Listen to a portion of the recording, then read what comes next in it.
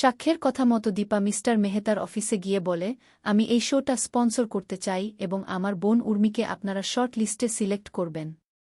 তবে এই কথাটা যেন কেউ না জানতে পারে।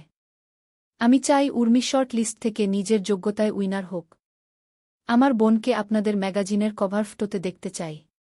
মিস্টার মেহতা দীপার কথাতে রাজি হয় এবং এটাও বুঝতে পারে শুধুমাত্র নিজের বোনের জন্য দীপা এই শোটা স্পন্সর করছে।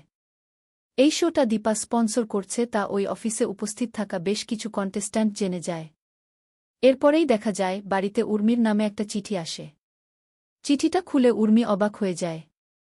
কারণ ওই চিঠিতে দেখা যায় ফ্যাশন ম্যাগাজিনের কভার ফটোর জন্য উর্মিকে শর্ট লিস্টে সিলেক্ট করা হয়। কিন্তু ভাবতে থাকে উর্মি, কিভাবে কোনো রিকমেন্ড ছাড়াই তাকে শর্ট লিস্টে সিলেক্ট করা হলো। সবাই মিলে উর্মির জন্য আনন্দে মেতে ওঠে। এরপরেই দেখা যায় উর্মি কালকের শো এর জন্য নিজেকে প্রস্তুত করতে থাকে আর দীপাকে বলে কালকে শো এর জন্য তার সাথে যেতে। কিন্তু দীপা ভাবে উর্মির সাথে যদি কালকের শোতে যায় তাহলে কোনো না কোনোভাবে ফেঁসে যেতে পারে। দীপাই যে এই শোটা স্পন্সর করছে সেটা সবার সামনে চলে আসতে পারে এবং উর্মিও জেনে যেতে পারে। তাই না যাওয়ার জন্য বিগ বং এ নানা কাজের অজুহাত দেয় দীপা। কিন্তু উর্মিও থেমে থাকে না। দীপার ছুটির জন্য সাক্ষ্যকে ফোন করে।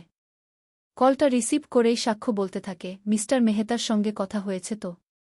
উর্মির বিশ্বাসটা ফাইনাল হয়েছে তো? এটা শুনেই উর্মি চমকে যায় আর বলে, সাক্ষ্য স্যার, মিস্টার মেহতার কথা আপনি কিভাবে জানলেন?